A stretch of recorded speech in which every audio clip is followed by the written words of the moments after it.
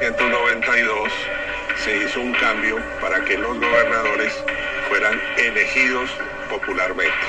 Este año 2022, que se cumplen 30 años de ese cambio, la revista Semana se propuso hacer a lo largo del año una auditoría a los supuestos beneficios que debió haber traído ese cambio en el gobierno de los departamentos.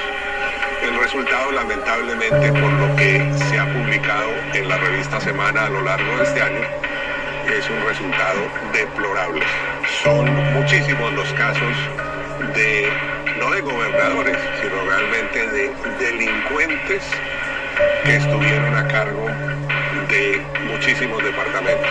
El trabajo de la revista Semana se centró en las sentencias dictadas por la Corte Suprema de Justicia, Sala Penal, sobre gobernadores que han estado en ese cargo a partir del año 1992.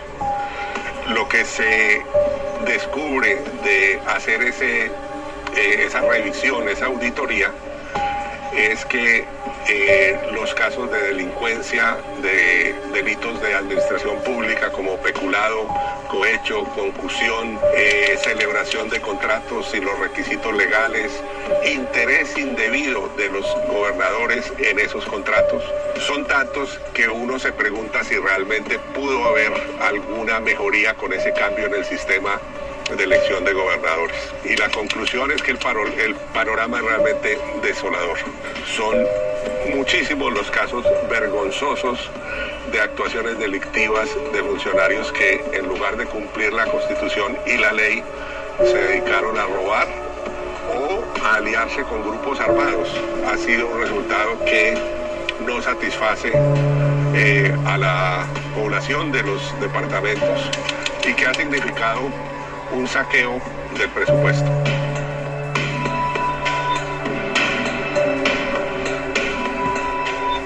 Las cuantías de esos delitos de corrupción llegaríamos a la cifra astronómica de 226.000 millones de pesos perdidos del presupuesto nacional. Si las penas de prisión dictadas por la Corte Suprema de Justicia contra gobernadores las tuviera que cumplir un solo gobernador, tendría que pasar 600 años en prisión, es decir, mucho más tiempo de la independencia de Colombia, que lleva 212 años. El gobernador colocó 63.000 millones en inversiones ilegales, se perdieron 44.000 millones. William Pérez Espinel, gobernador de 2001 a 2003, fue condenado en 2009 por la Corte Suprema de Justicia a 15 años de prisión y a una multa de 2.400 millones de pesos por los delitos de concierto para delinquir agravado, contratos sin cumplimiento de requisitos legales, concusión y peculado por apropiación a favor de terceros. Pérez Espinel se reunió antes de elecciones con las autodefensas campesinas de Casanare para pactar un cogobierno con el grupo armado ilegal de alias Martín Llanos. Este apoyó al candidato en las elecciones y a cambio Pérez Espinel como gobernador favoreció con contratos a varias cooperativas controladas por Martín Llanos. Los contratos sumaron varios miles de millones de pesos. El de suministro de uniformes a estudiantes del Casanare se firmó por 3.300 millones de pesos. En cuanto a la confusión, el entonces gobernador exigió al contratista del alcantarillado de Orocue que entregara 190 millones de pesos a familias de ese municipio que lo apoyaron en la campaña a la gobernación. Además, el reo firmó convenios de asesoría con la Universidad de Cartagena para el plan de desarrollo del Casanare. La universidad obró únicamente como intermediaria, pues subcontrató los servicios con una empresa privada, pero recibió honorarios por más de 3.200 millones de pesos del Casanare. El gobernador Pérez Espinel y el rector de la Universidad de Cartagena, Sergio Manuel Hernández Gamarra, se concertaron no solo para violar la ley de contratación, sino para que importantes sumas de dinero del erario aprovecharan indebidamente a la universidad, con lo que se configuró el tipo penal de peculado por apropiación a favor de terceros, según el fallo. El ex rector fue condenado a 15 años de prisión. En el juicio, alegó que la universidad estaba quebrada y dijo que creyó que con las ganancias del contrato podría superar la crisis económica.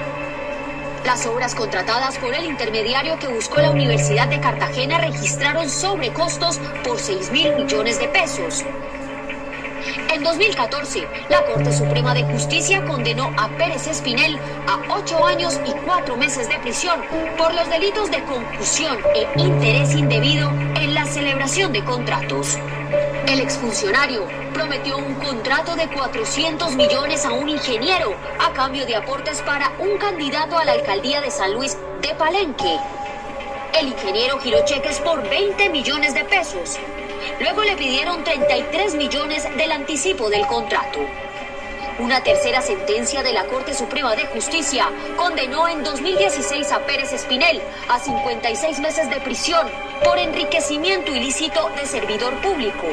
Obtuvo un enriquecimiento patrimonial injustificado por más de 143 millones de pesos. El exgobernador aceptó los cargos.